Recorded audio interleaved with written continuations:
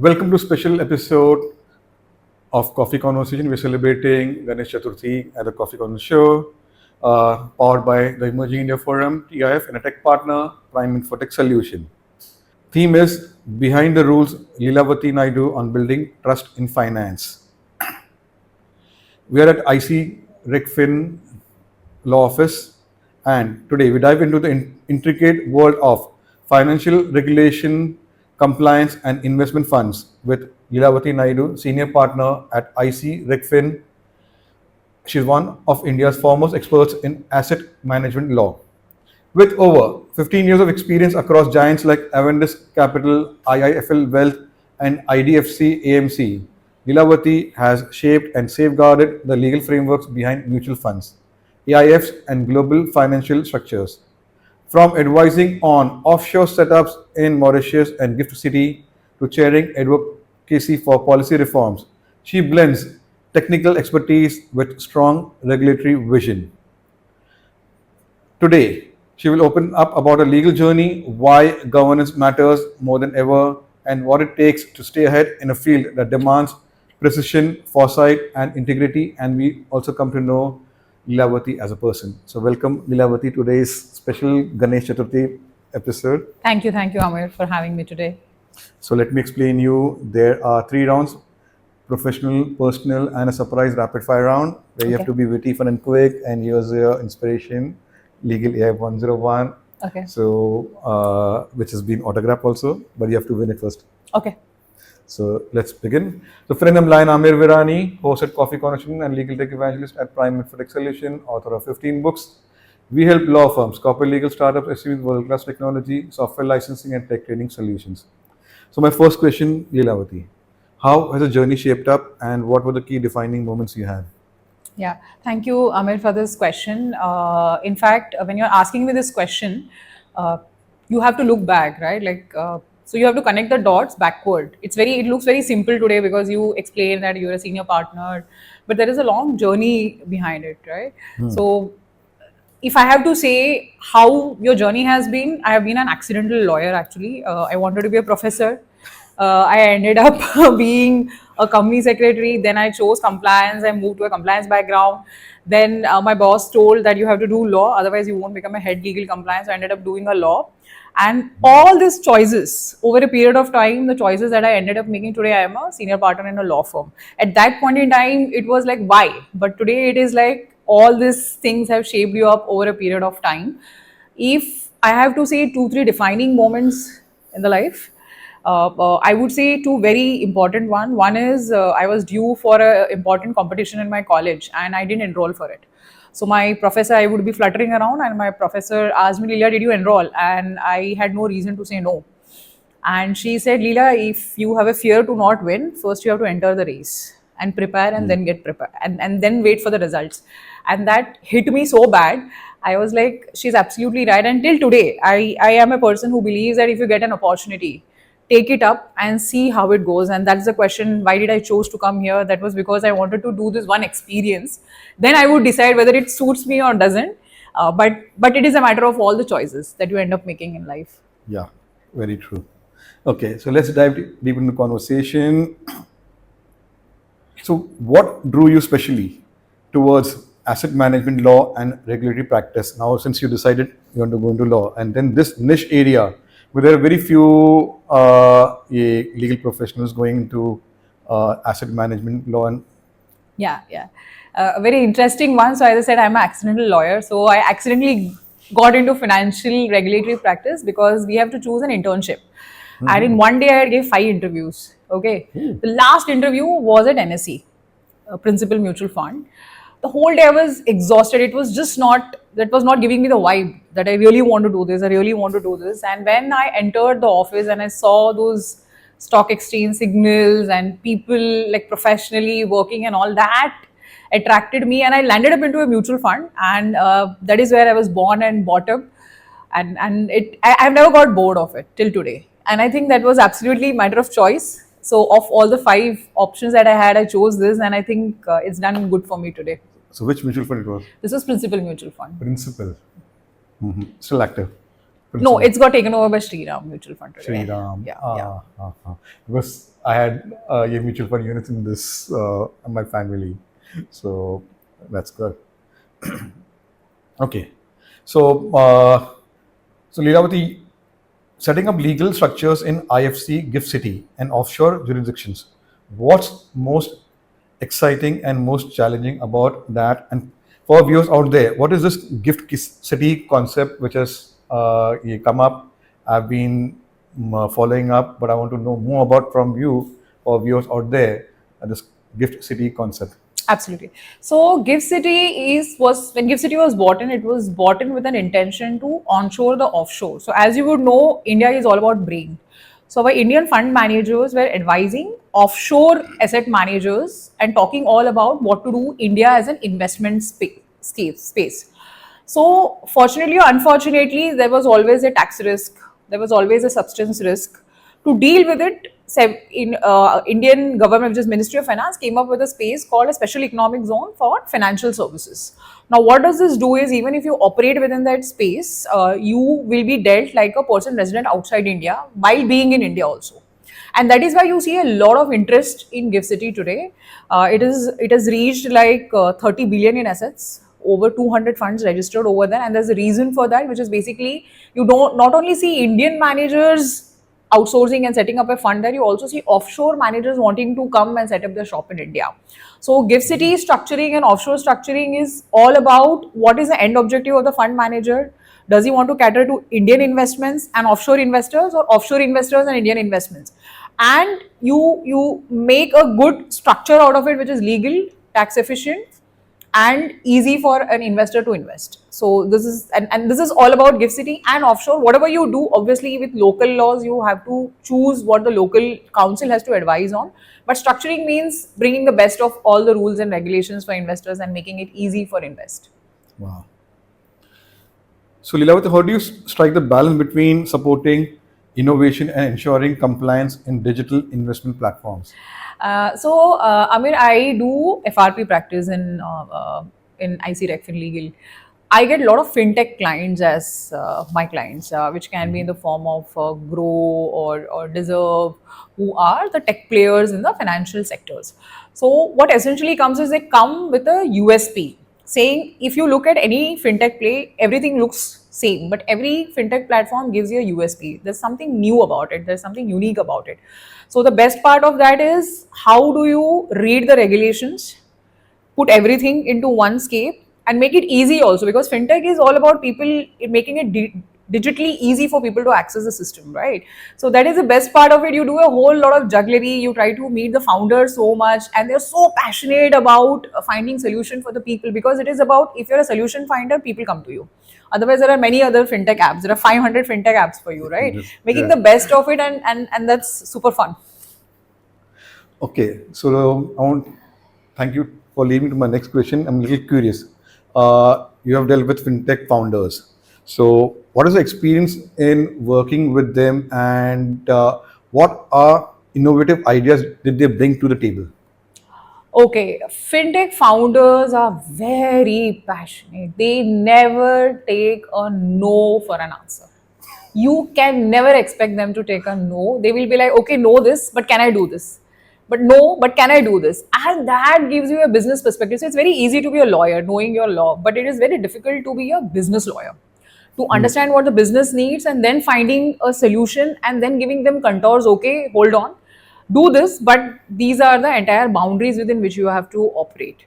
So passion is what they rub on you. They literally rub on you with their passion. Wow. So, what's a typical advisory request you get from fund managers or investors today that didn't exist 10 years ago? Okay, as you rightfully pointed out, you have Gift City today. Okay, so earlier the Indian managers used to be thinking about offshore investors investing in India.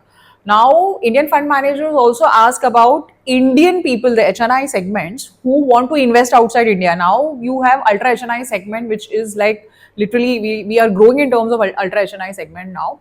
This segment wants global exposure also. So, you have Indian managers also wanting to structure within the boundaries of India. Obviously, you have many rules under FEMA that you can take the money out, but put structures in place where people can send their money out and they can have overseas exposure that's increased manifold in the last 4 years. Wow. So, what's your perspective on India's regulatory evolution for alternative investment funds over the last decade? Interesting. So, as I said, I was in mutual fund. I was super frustrated with the mutual fund regime. It is so micromanaged, so micromanaged. It doesn't give you room to do anything actually. So that is the reason at that point in time, AIF regulations was brought in, which was in 2012. So I said, okay, let's venture into that and explore this regulations, and it gave me a lot of opportunity to do a lot of structuring. We came up with the first pre-IPO fund, we did a lot of long short funds. It gave a lot of room, but in the last 5 years, so what happens is, this is like a teacher watching the naughtiest child, right? So in the last 5 years, you see over 30 circulars, so many warning letters, so many show cause notices, which means it gave some time, regulatory regime gave some time for the entire AIF regime to settle down. And after that time, you see investor complaints, you see during inspections, there are things which have gone wrong, and suddenly the regulatory regime have like spurted up. And obviously, it was a chairman also which was equally vigilant about what is happening in the AIF space. Now we see a slight slowdown in terms of the regulations, but one thing is, no regulation is independent. If you have gone through one very deep regulation, everything interposes. You know where the inspiration is coming from. It gives you a very good interplay as to exactly how the regulator is thinking. But yes, AIF is no longer the AIF that I used to do some point in time in 2012. Wow. Okay. Let's go memory down the lane. Tell us about your work with Equalify and the advocacy initiatives you are passionate about. Okay, so karma. Okay, so pro bono work or advocacy initiative is all about your good karmas, right? I always say pro bono never goes waste, never ever goes for waste. Yes. You learn a lot, you dwell deep on it, you try to understand what is the business issue and what is the regulator wanting to come out of that regulations, and try to bridge a gap and try to give a solution. Okay, I don't want you to bend down to this, but at least come into this way. And amazing amount of network, and your network is your net worth, because you talk with so many people to find what is your issue, how are you going to do it, do you think this will be achieved, is there some other way you can do it. The amount of network that you build because of advocacy is something you should be thankful about. And I say every person, like a bit of the 100% of time that you spend, do a pro bono for 20% of your time. It just adds a lot of value to your life. So, to our viewers out there, watch this episode plus Dr. Srishti Chaturvedi. She's talked about same thing, but you're adding more layers. Like being part of a legal aid initiative, she is one of the legal education system. Ke bhai, it should be part of the curriculum, Yeah. especially after 5 years. If she wants all the students to be part of the legal aid, like you said, ke bhai, it's karma, you're learning, building your network. So, if you're from the NLUI, they've got an alumni network also. You can connect with Dr. Srishti, all the students out there, ex-students. You get, opportunities to meet them and connect with them for any requirement you have, and they will help you with now get placements opportunities, whatever, apna mentoring, many things. So learned a lot. Ke bhai, as you said, network is a net worth. So lawyers are becoming, entrepreneurs. Absolutely. Good. Okay. So, Leelavati, you are a certified global sanctions specialist. Can you tell us how does one become one CGSS, and how has the experience been for viewers out there? Okay. So of all the subjects that you end up, AML is one of my favorite subjects. I can like speak for hours and hours put together, and that's what attracted to me, is how globally it is done. Like I do it as per the Indian AML laws, but how globally you do it, and it's a very different curriculum altogether. It's a very different experience when you give international exams, and that is what draw me towards CGSs. In fact, you also have ACAMS, which is one more certification which is under the anti-money laundering. How do you prepare for it?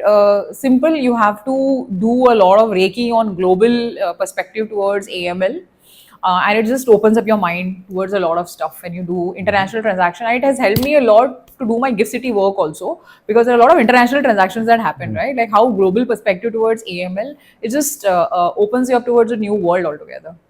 Wow. It's a very different style of exam, which is very different experience altogether.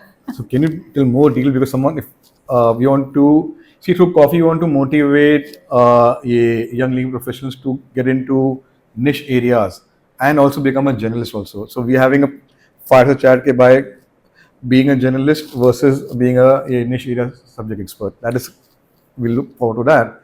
But how does one apply? Who are the apna ye places to go for? So there is only one international institution which does that. The best part is if you are a lawyer, if you understand AML, while in India it is not a very great profession that it has risen up so much that I could say like, okay, hey, do things, practice in India. But globally, if you're thinking that you want to get into the global footprints, in international organizations, like we work for the BlackRocks and we also have like Blackstone, we have a lot of international clients. AML is a team in itself, and there are team leaders, there are global team leaders who are running an AML team, because when you are doing a lot of transactions internationally, globally, your AML practice needs to be really strong. As a financial institution, you can't have any weak link that wrong money gets into your system and goes through your system. You will be put under criminal, there are a lot of criminal offenses that comes along with it. And it is a huge practice globally. So if you think that you want to specialize in one area and that it gives you a kick, I think you should practice CGSs and you should try to get placements internationally as an international law firm, because that's a practice area in itself actually. Wow, beautiful. So I'm learning a lot. Okay. So my next question is related to that only. What's the biggest myth about compliance or white collar legal practice that you would like to bust? You're very boring actually. You're very boring, and you always say no, Leela. That's not. It doesn't work like that. So I have seen that I have been the most hated person when I was an in-house compliance and legal person. But over a period of time, you also learn, and the business guys also learn. It is like you are not enemy of the business, but you are a friend of the business. You are in the same path, because that is the reason I use the word business lawyer. That is very important, that you understand business and you understand law. It's very easy to come and talk about law because everybody can read law. Nowadays, the fund managers are so well read, Amir, that you need to be really slightly more educated than them in terms of what is happening in the market than just reading out the regulation. Everybody reads it. It's easily accessible for people, and they have such huge networks that they do their homework and come to you when they come and meet you. So it is no longer the same fund manager that you used to talk some point in time. They're well educated and on what they are getting into. Okay. I had the fortune of meeting Samir Arora in person. Okay. Long back. I've worked with Samir Arora, in fact. Yeah. Fabulous person. Alliance Capital. Yes. He was the... Today is with Helios. Huh? Today is with Helios. So you started journey with Alliance Capital. Yes. Okay, you remember that? Yeah. Fantastic person. So yes, because of my brother, I got to meet him. My brother is no more, but the coffee is also dedicated to him. So we'll talk about later. Yeah. Okay. So, Leelavati, what got your interest into ESG? So I'm framing the question. How do you see the intersection of ESG and compliance law playing out in the future? Okay, Abhir, you'll hate me for this because you love ESG. I think ESG is overhyped to some extent. While people talk about ESG should be the theme and it is a very overused concept everywhere, but I think there are two things. Let's split into two. ESG is more like a CSR concept that needs to be built in at the time of raising funds. How are you deploying your funds? I don't deny the G part of it, which is governance, which is a very important aspect for any organization to thrive, stay floating in whatever situation, because that is where the people's trust lie in, right? But ENS, I think people talk about it, but I don't see any micro data which shows that it has created value in people's life. There are a lot of other ways that people can work on environment socially. It doesn't mean that when I'm investing in stock market, I don't pick up a stock which is not a petroleum, which is not what you call it, tobacco, or it is not using some other norms. It has to mandatorily do some other norms. I think we should, investing in ESG, we should slightly dissect and try to see. As an investor, I don't look into ESG. I'll be very honest with you. But as a compliance person, I talk too much about ESG over a period of time that I say it creates value. But I don't have any macro or micro, and I have asked this on many global forums also. But people talk about it, but I don't have any factual data, so I don't want to even like hype about it during my conversation. Wow. So, Lilavati, you have worked across some of the most respected names in the finance and legal world. What's shaped your leadership style in compliance and governance? So, in one word, I would say, Amir, I am a sum of most of my bosses that I have worked with today. Okay, pick the right and leave the wrong is what I've learned over a period of time. They have taught me discipline, they have taught me technical skill sets. But of all the things that they have taught me two very important things in my life. One is over and above your technical skill sets, discipline, hard work, there is something called a softer skill set. Softer skill set is managing people, Yes. getting involved, Two. contributing, and over a period of time build a strong team. Because what happens is when you grow over a period of time, Amir, you can't do many things in life. Like you think you can do, but there is a limitation of time, limitation of energy, and obviously your body clock is also ticking, right? So you get exhausted. What you could do, like I could work 18 hours today, I can't work for 18 hours. You get exhausted in 10 hours only, right? Yeah. You need to build a strong team. Get a person who is more smarter than you. Get a person who's more faster than you. Get a person who's more wiser than you. Who has good communication skill.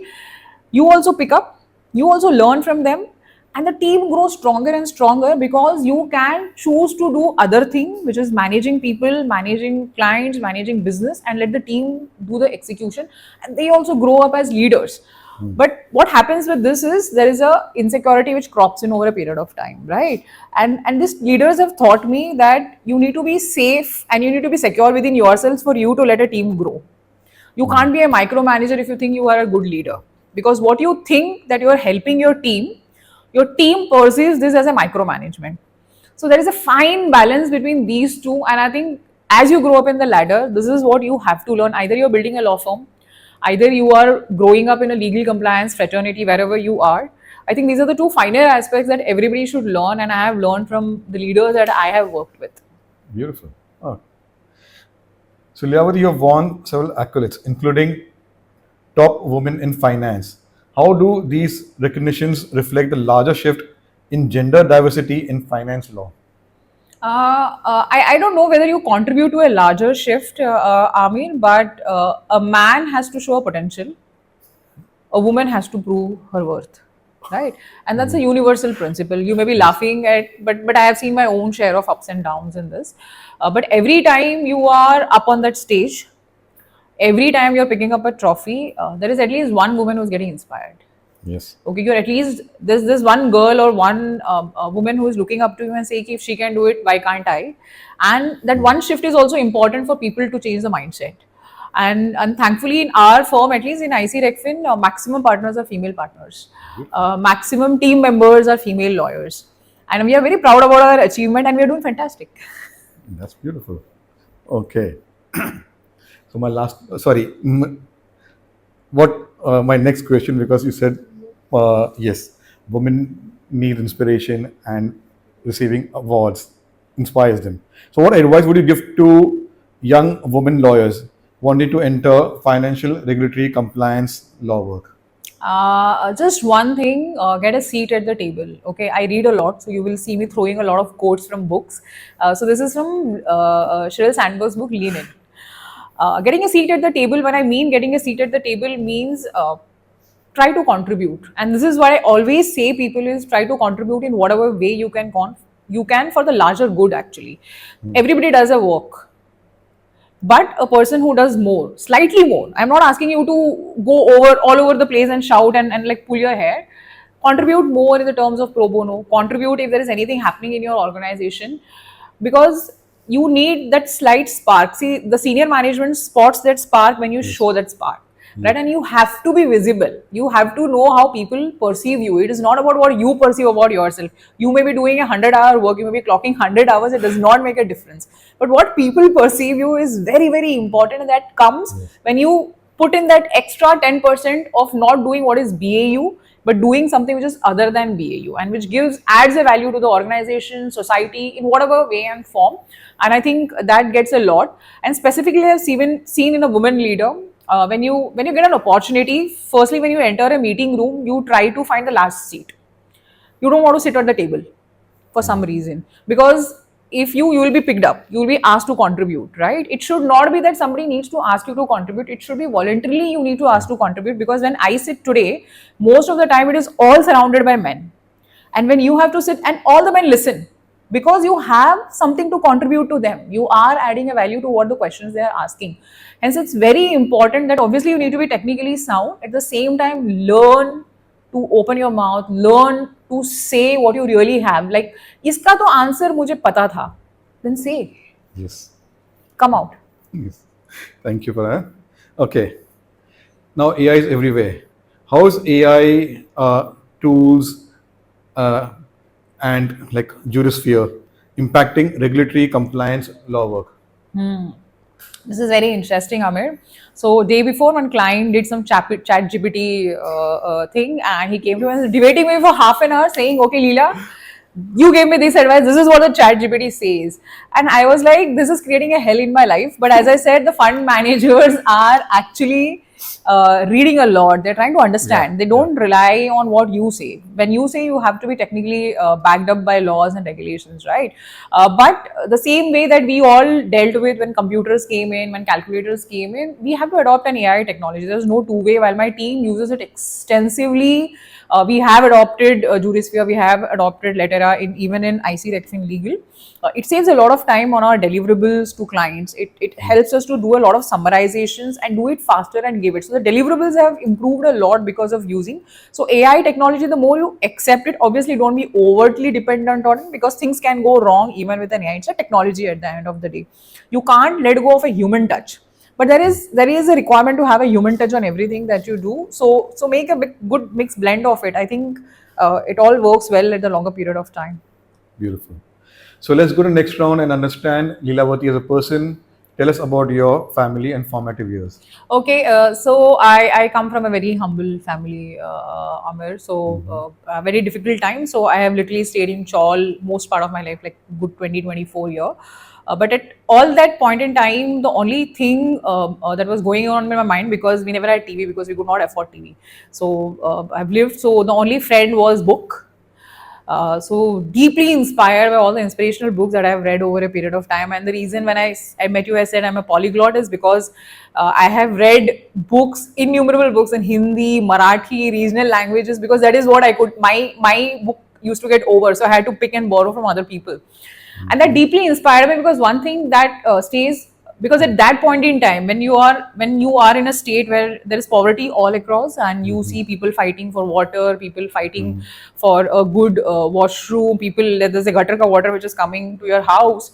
One thing is, I was born here, I will not die poor, very very clearly. And the only thing that stayed with me when you read all these books is, these people could come out of their poverty shackle was because of education. Yes. So I was very very clear that I will not let go of my focus. So, and that is where I said I will stick to it. I will do whatever it takes for me to come out of this. I will get highly educated, and I'll put all my hard work and efforts, and I see it all pays off. Yeah. Okay. So, which is that book which has left a lasting impact on you from your collection of book you have read? So there is autobiography, a lot of autobiographies that I've read. That is Dr. Ambedkar sir's autobiography. Then you have Mr. APJ Abdul Kalam, 2-3 books, which is Wings of Fire and all, which was very touchy at that point in time. Over a period, I have now I read a variety of books, because you need to increase your knowledge, which is Secret, Inspiration, Atomic Habits and all. But autobiography of these two inspirational people are like very deeply touching. So, which is that book which you would recommend to your team members or women out there? You get inspired from those books as you got inspired, and you keep reading. Yeah, I think now autobiographies have gone out of league. But one thing that you should read is, I was recently reading autobiography of Mr. Jamshedji Tata, how he has built an empire. I think that is something which is very touchy when coming from a very humble background. That shows you the amount of hard work, and more than that, I think honesty and integrity, like wanting to serve the people, and that deep faith within shows a lot of inspiration to people. So, was it hobby or interest which helps you to unwind? I would say two. When I have a lot of time, I would want to do painting, sketching. I'm pretty good at it. And the other would be reading. Even if I have 10 minutes, I just make it a point to read something. Okay. So on Kindle or a hard book? I love the touch of books. I love the Me smell too. of books. Me too. So you will find a book in my car. You will find a Oh. book in my room. You will find less people in my house and more books. Wow, you're like my brother, elder brother. When we used to go anywhere, he used to collect books, and I've imbibed from him. I also start collecting books. Yeah, and in fact, if I'm traveling somewhere, I will always pack a book for me to read. And people will be like, Me "You don't too. have time to travel. Like, you have such a fast schedule." And I'm like, "No, no, I need that book. Whenever I need it, I need that break for me." I also do that. भले वो मैं एक page पढ़ लूंगा या नहीं भी पढ़ूंगा, Yeah, but वो yeah, book yeah. is हाँ Yes, it's a something to. mandatory. Yeah, yeah. You forget your makeup, but don't forget your book. Okay. So what does ये perfect weekend look like for Leelavati when you're not wearing the legal hat? I would love to read, eat, sleep, and repeat. Nothing else. Okay. So if your friends had to describe you in 3 words, what would it be? I'm like a duck actually. So I look very calm from the outside, but you will have 100 volcanoes going on within me. So absolutely passionate about what I do. One word they will see is passionate, and then I like to be quiet because I think your success makes it all visible for people. You don't have to be screaming and shouting at the top of the mountain. Wow. So let's go to your college days, KC Law College. What are your experience and memories from those days? Oh my God, that's one of the most difficult times of my life, I would say, because I was working at that time and I was doing my college. And one condition my bosses had given me to allow to go to college was the work should not get impacted. So I used to get up at 4:30, get ready, catch 2 train to Dadar, then to Churchgate, attend the 7 o'clock lecture.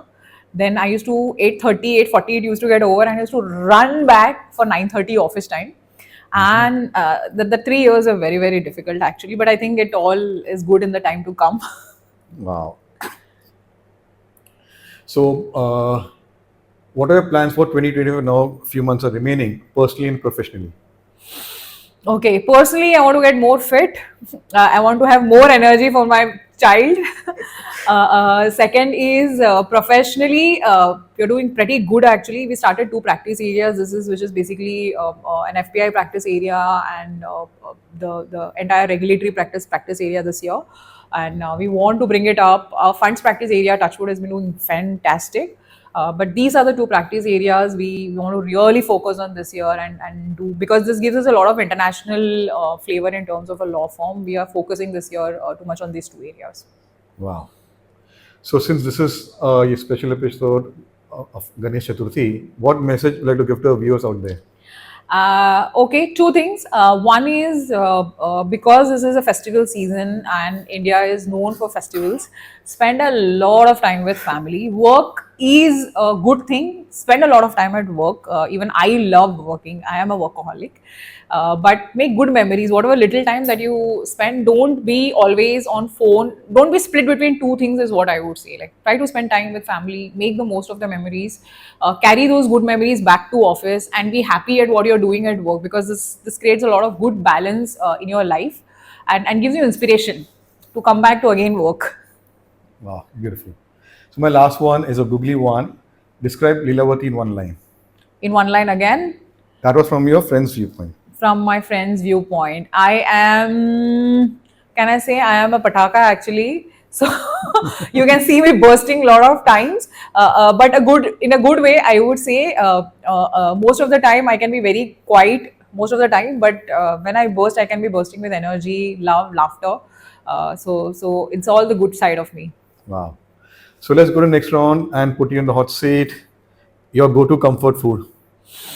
It's a nice tomato chutney, rice, and papad. Wow. Signature scent or signature clause? Signature? Scent, a perfume. That's the old school Davidoff. I haven't changed for the last 20 years. One word that defines your leadership. Passionate. Compliance or chaos? Compliance. big time. Your dream travel place. Greece. Best piece of advice received. Okay, too many advices, but one thing is let people live their life. Don't be judgmental about things. सबका अपना अपना जीने का तरीका होता है. So let people be the way they are. Wow. Best ये food dish from ये Karnataka, Bangalore. I love. So I am a Bangalorean, so I love mutton biryani. Ooh. Wow. So from which place to have? I don't have. We get it made actually from somebody very special. There's a cook that we specifically get engaged for parties, and that's the mutton biryani I love. Otherwise, it's my mother's hand. No, not from outside. Wow. Last one. Tea or coffee to recharge? Chai. Chai. This is.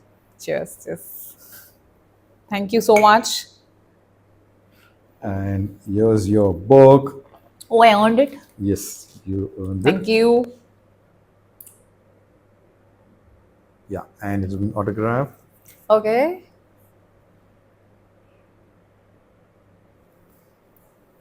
Thank you.